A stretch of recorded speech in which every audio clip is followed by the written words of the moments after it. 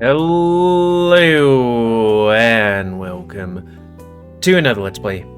Me, GamerWolfSix of Shards. Before we start, if you're interested in playing this game, you can get it free on itch.io. But if you want to support the people that make this game and or get the news version earlier, you can go to their Patreon where it's $5 a month. So, I really need to title these videos because I completely forgot what happened on the last one. Oh, but if we look back, right, we went to the headmaster being like, well, we were one short.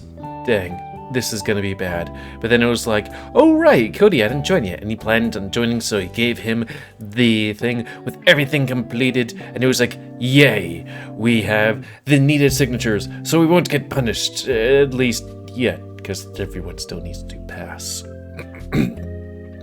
But then, Dallin and Aiden came over and was like, hey, do you want to join us instead of the cat? And I was like, no, I'm going to be with the katsu. At which point, we went and flew over to the forest. Also, he's really weird with what he's doing, because, like, as soon as we left Dallin and Aiden, he teleported away once, and then as soon as we got to the forest, he teleported away again. What is he? He's like teleporting away as much as he, a person uses their phone these days. And he can only do it a certain amount of times, I don't know. Oh well. But yeah, he teleported away, so we're figuring out what to do. So reset face. And begin. Let's take a look around. I don't want to leave, obviously. He said he'll come back in a minute. But I don't want to just sit and do nothing. And let's take a look around. I remember the sense of the forest. Memories are starting to flow.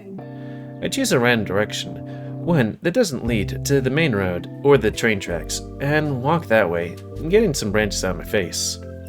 I'm only a couple steps away from the clearing, but something steals my attention. Scribbles. Did you hear that? Sounds like cries. Very pitiful cries for help. Just ahead, at the bottom of a tall tree, sits a small, featherless chick. Pitiful indeed, as Scribbles mentioned, but not unworthy of kindness. Must have fallen from its nest. I think I heard some more cries from above. You gonna climb the tree?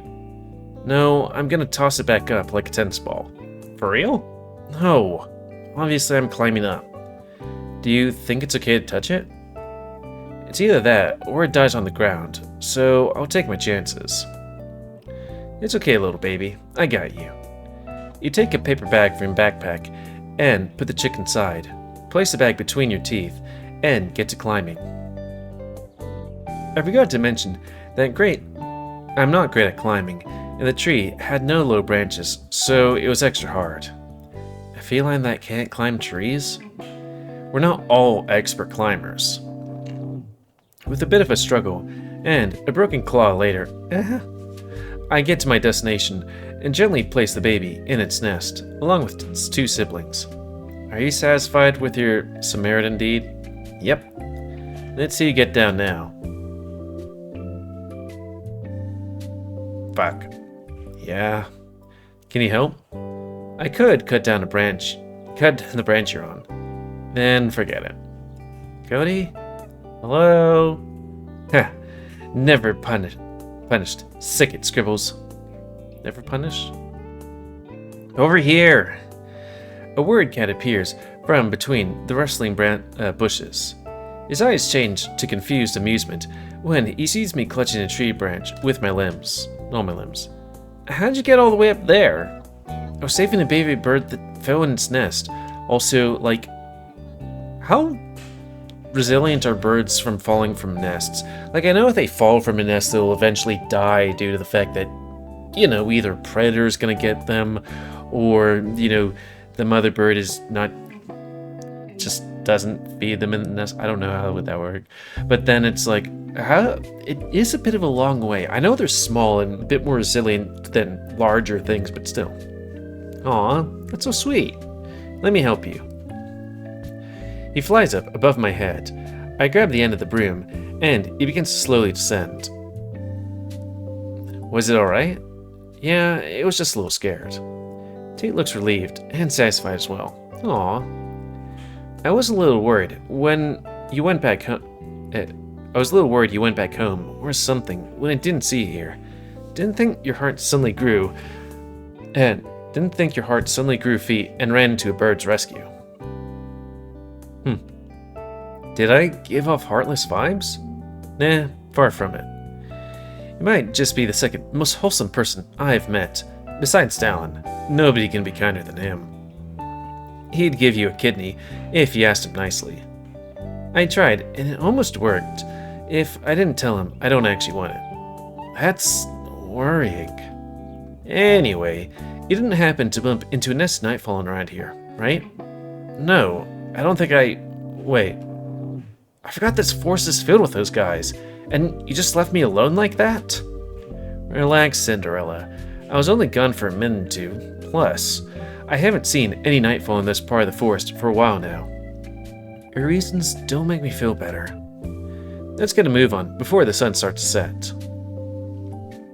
We walk side by side out of the clearing, our tails brushing against each other, almost as much as our pelts, and clothes touch the thick brushes all around. Also, it's kind of weird how this OST song is basically two songs, if you might have noticed it over the past 6 minutes. Somehow, I didn't notice until now, but apparently he teleported back from his totally secret spot and made the quick stop by the cafeteria. He hands me some kind of cheese-filled pastry. He brought in a small kitchen cloth, which I gladly accept, since I didn't really eat anything since morning. This reminds me. I reach into my backpack and fish out 2 ham sandwiches my mom prepared me for lunch, and hand one to Tate. Oh yeah, it's only been a day, and I've already sucked off a dude. We munched ravenously on the gluten-rich meal. Wow, walking further. I had me tune, escaping Tate's throat at times. Did your mom cut your ham straight off an angel's thigh? Because it's heavenly. She likes to marinate individual slices, since she doesn't think the store does a good enough job with seasoning. Brilliant. A small plastic wrap from the sandwiches gets picked up by the wind as I was trying to throw it back in the backpack, getting stuck in the bush. Tate quickly sprints towards it, grabs it, as well as an old candy wrap that was lying on the grass floor nearby, and comes back. Sorry, I was lost in thought. It's safe to say he doesn't appreciate litter. We share a water bottle as well, and once we're done, I decide to press for information. Hey Tate, what's up? Why did you leave all of a sudden earlier anyway? Here we are, my favorite spot. Ooh, thumbnail time. Or at least one of them at least. The train tracks? Okay, but why did you leave me? He puts a finger up to my lips, hard enough that I can feel the pressure on my teeth. Shh. Tell me, dear Cody, do you live with your mother still? Is it that obvious? Featherless as well? Or fatherless as well, I can read. Accurate again. How many sexual partners did your mother have in the past year? What the fuck? How should I know? And more importantly, why would I ever tell you that? See? There are things you don't want to tell me for personal reasons, and it won't make you. Ah, I understand now.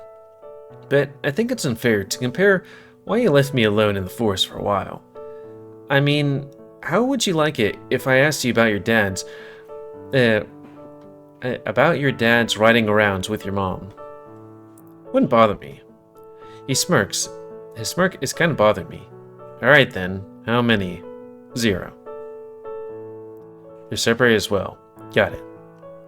Well, in that case, how many dates did either of them go on in the last 2 years? Are they dead? 0. His smugness is still there. How many times did any of them kiss you on the fluffy cheeks of yours? 0. Damn, strict parents. Birthdays? 0. Hugs? 0. Wow, your parents must really hate you. Holy shit, he doesn't have parents, you fucking dumbass.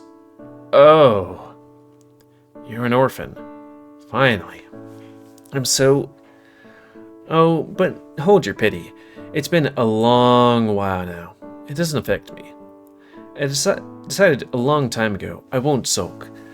I won't sulk, depressed, disassociate, sorrowful, dejected, or I won't sulk or miserable all day. That's a typo. Bah. Well, good for you that you can just be like, I'm not gonna be depressed today. I hate sad people. Well, I hate you too. There's always something to smile about, like these. Oh, we're being followed. He hops on one of the shining red steel beams and tries to hold out his balance in his arms. His tail is moving uncontrollably, coiling and swinging, making him lose the balance of his tiny limbs as try so hard to keep. So I give him a helping hand, which he happily accepts. Or this. He squeezed my hand a little tighter, making me blush. I was wondering throughout the day why you know so much about the academy. A lot of people know you well despite being a first year like me. I'm guessing you've been living here for a couple of years now. Wow, it's your turn with the shared brain cell, it seems. You're right. The academy building was my playground for as long as I can remember. The building itself? It doesn't seem like the best place for a child to be around. Aren't there sex classes and whatnot constantly being taught here? There are, but don't worry your little head. Those meanies made sure they didn't participate. I didn't participate, look inside, or hear about it, or spontaneously teleport into any classrooms. The windows were one-sided. It didn't place anti-teleportation fields around the classrooms. Dallin would lock the doors, and if I'd come close, Maria or Chelsea would push me down the hallways on icy floors. But, like, for how long? Because you were a child here, right? It's not like they were here the entire time. It's their, like, what, second years? Thirds? Kudos for them for taking such precautions, but 16-year-old me was really pissed off. I'm surprised the old headmaster didn't do anything about it. Hey. He was the best gosh darn headmaster this place has ever had, unlike the coward excuse for a lion. He got under your skin that much? Huh. You could say that. Were you the only kid that decided to hang around the academy? Kids aren't allowed even close to the main building. So why you? I was an exception. The headmaster, the previous one, Mr. Sebel, is technically my father. Adoptive, obviously. They never had children, and I never liked staying alone at home or with a babysitter, so I hung around the academy. I got to meet Dallin, Chelsea, Marina, and everyone else. And with Aiden, I have a more special relationship. More special? He's adopted too, but we're complete polar opposites. Man, almost everybody, doesn't have family in this thing. Because if you remember, main character doesn't have a father. He's adopted, I guess. Aiden's adopted. Dallin, he has family, I guess, but it's kind of weird, I guess. Therium, doesn't have family either. And then, Alvi has, weird rich parents. He's up too, but we're complete polar opposites. He likes to think he hates me, but I know the truth. We're both adopted since we were 6, and his dad's forced him to get along with me once they found out about me. Obviously, he's older. That's all I'd say about him. If you want more information, you should probably ask him sometime. For now, I'm a bit more interested in the guy that's holding my hand, and clutching every time our eyes meet, or chuckling. The railroad has no end in sight, as we keep walking downhill. There's a railroad near where I live, and it's always busy. It's amazing. Beautiful blue butterflies flutter around now and again, as the sun rays lose more degrees in angle by the minute, and the narrow golden fiery touch graze our intertwined hands. The rays were probably touching more than that, but I don't care about anything else, as there's nothing more important at the moment than knowing I contribute to giving this cat a genuine smile on his face. His tail has been Tail's been quiet and relaxed for some time now. Used gracefully for balance, so my hand becomes useless in his. I can read. But as long as he doesn't ask for his hand back, would I give up on it? Can I ask you something? As long as it's not about my hypothetical parents' love life. It's not. How come this is your favorite place around? Not to say the view isn't beautiful or worthwhile, but why this part of the forest? For starters, the train that passes once a month or so is scary enough that it keeps Nightfallen away. That means I can camp in peace. Do you like camping, Cody? Why would I like to sleep in unpredictable weather, get sucked dry by insects, and have no technology around for my basic needs, like masturbating? Pfft, okay, city boy. You're missing out. Do you camp often? Almost every day. Really? Really? Do you not have a... You're really pessimistic, you know that? I do have a home, and shocking, I share it with my adoptive parents. But I prefer the wild. I'm gonna have to take you to my super cool tent sometime. I'd be lying if I said I don't want to see it. The rail split off into two at one point, and I follow the one Tate chooses. Not much further along, we find a derailed locomotive and a wagon. Old, rusted, rust trying to eat it away, and plants surrounding it. What is rust specifically, you know? Because, like, it eats away at things, but I don't know. And surprisingly, one of the lights is still somehow... Oh wait, surprisingly, one of the lights is somehow functional. Wait, what was that? Oh, that was just my mind. That must be disturbing to a few trains that pass through here. Having to watch the corpse of one of their kind just chilling here? Yep. Ghost train. Behind some more generally greenery, a small junkyard catches my eye, which is apparently our final destination. So, what's your whole deal? What do you mean? Your powers and stuff. You must be pretty powerful if you were recommended. Oh, that. I can manipulate energy to some extent. That's so cool. Energy manipulation? I've heard stories about you guys. Stories? Yeah, fairy tales mostly, since there weren't many people with that kind of magic in some time. One of the few topics outside the Academy history I've been told stories about. Like this one prince who bought his kingdom a huge energy crystal by slaying a dragon. He uses magic to weaken the beast, then further to spread the crystal's energy to everyone, bringing people light. Are you also a magical prince with the power to slay dragons? I doubt I'm that powerful. Demons? Don't you dare answer that one. I shrug. Savage Nightfallen? Maybe? Slime? Yes. You don't seem too sure. Well, no matter. As long as you have some magic, maybe you can help me out with my little training. What kind of training? I can help with any training. Anything to stop being questioned. I'm trying to use my magic to teleport things around without touching them. That seems pretty useful. What do you want me to do? First off, if I collapse from exhaustion, I need you to carry me on your back, all the way back. Not gonna happen. Yeah, I know, noodle arms. I'm joking. He comes closer and starts poking my hands, biceps, armpits, and ending up with my belly. The most vulnerable part. Foul play.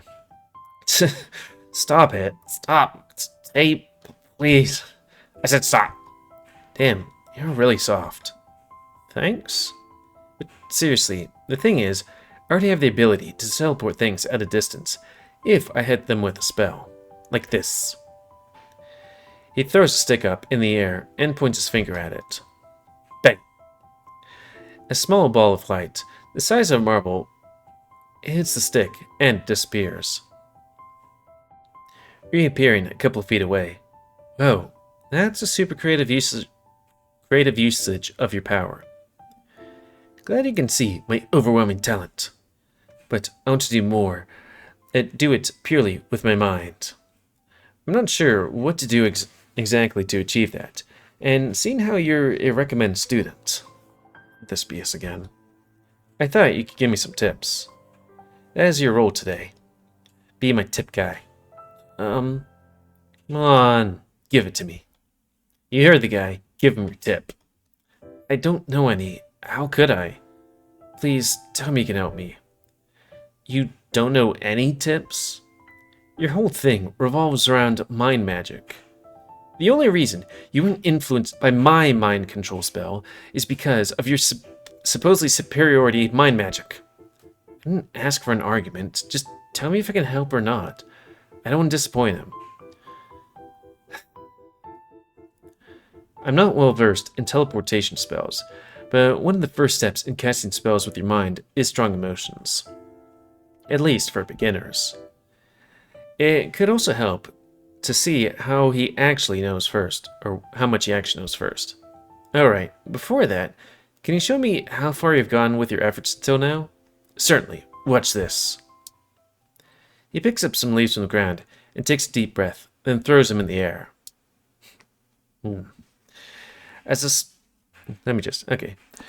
the small, slightly withered leaves descend slowly, he places his fingertips on his temples and directs his bulging eyes towards the falling leaves.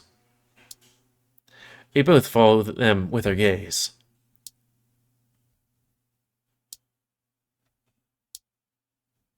So, nothing?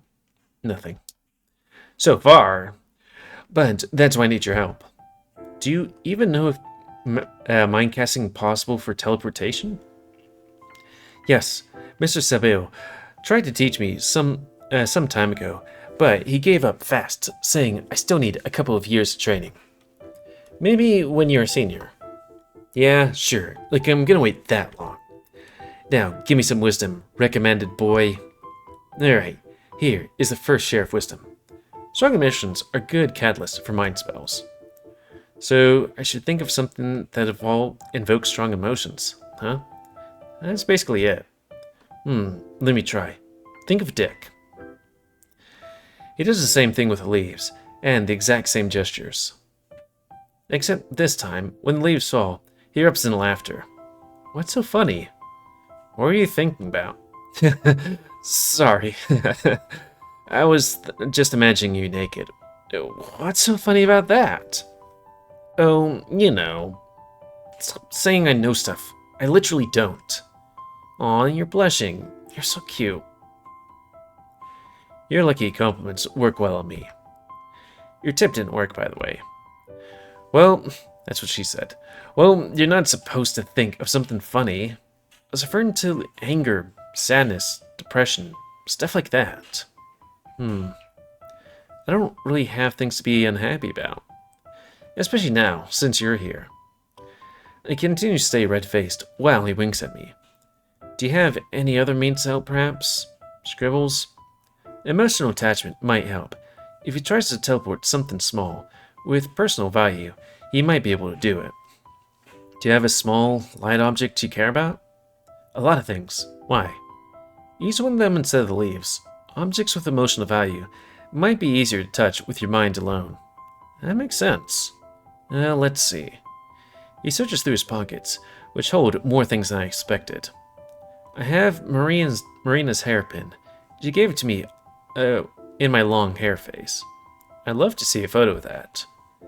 Aiden's mini dagger sheath he lost last year. Hope he doesn't find out you have it. Dylan's recommended a letter for me. You just carry that around? Sometimes, because why not? Oh, and this. He takes out one last item from inside his pocket, and in his crop jacket, a plastic daisy, uncannily perfect, and it's exactly what gives away the fact that it's fake. Okay, so, this is important, I guess. This was a gift. I'll try it with this. He ponders, throwing it in the air, like the leaves, but stops. Can you hold this for a moment? Alright. Once again, he takes a deep breath, this time holding it for longer, with his eyes closed and a serious expression on. He concentrates on the daisy in my palms, and it begins to glow a faint blue shade, rising less than an inch in the air. before disappearing completely and reappearing in his hands that are now cupped close to his chest. You did it! It takes a moment for him to realize, but once his eyes lock on the daisy again, he grins. I did it! High five! We both do double hand smack as we go to the victory. Mind magic, mind magic, mind magic! Mind magic, mind magic, mind magic! It's probably going to be useless for now, but I'm glad I at least know I can do it. Come on, come in clutch, add something important. Or might come clutch. Thanks for the tips. I knew you'd know what to do. You're welcome, and hey, it might be useless now, but give it some practice, and maybe you'll be able to teleport other people with your mind. Are you sure you'd want that? Then my power would be limitless. As long as it makes you happy. We sit down on the grass, by the train tracks, as Tate continues to practice teleporting the daisy, the pin, a letter, and the dagger sheath from one of my hands to the other, since he's not allowed to touch any of them if we want this to work. Every time he does, a laugh crosses his face, a frown, or even a tear. I suppose Scribble's emotional tip works way better than anticipated. Although I do wonder what he thinks about every time. Minutes pass as we play around and talk about each other's powers. Unfortunately, my phone charging ability was not as impressive to him as it would have been for almost anyone else, since he doesn't have a phone and never did. Then his face starts to sour unexpectedly. A bored, melancholic gaze in his eyes. Sorry I dragged you all the way over here. Huh? Why? Where's this coming from? I don't know. Talon and Aiden were right. I should have played the tour guide more today, since I know so much about the academy from the stories and experience, instead of dragging you in the middle of nowhere. Do whatever we're doing right now. It's the least I could do after you helped me so much. This really took me by surprise. I didn't expect this sincerity to come from him. He seems genuinely sorry, even if he really shouldn't be. You are very easy to fool, manipulate, and gaslight. By anyone but me, apparently. Just wait until you get my extremely hot body back. Until I get. I don't think you should have changed anything. I had fun today and learned stuff. You did? Like what? You know that what a Narian carpenter did in 1994? Heh, at least I'm not the only one cursed with useless information now. I know where I can go if I want to enjoy nature without the worry of Nightfallen creeping in every corner. Doubt many people besides you know that. That's true. And I suppose that's the test the headmaster wants us to complete must include some forced adventures, if I know him well enough. So, then it's good that I get familiar with it. Plus, who said I care about all these technicalities? I'd much rather work on unlocking new amazing abilities, like you did today. Or soar through the skies on a broom. Can I trust that you're not just saying this? Do you mean it? I won't be mad if you don't. I prefer honesty and loyalty over white lies, even if they might hurt sometimes. Do I actually rather have fun? Do I actually rather have fun and fool around instead of learning about the academy?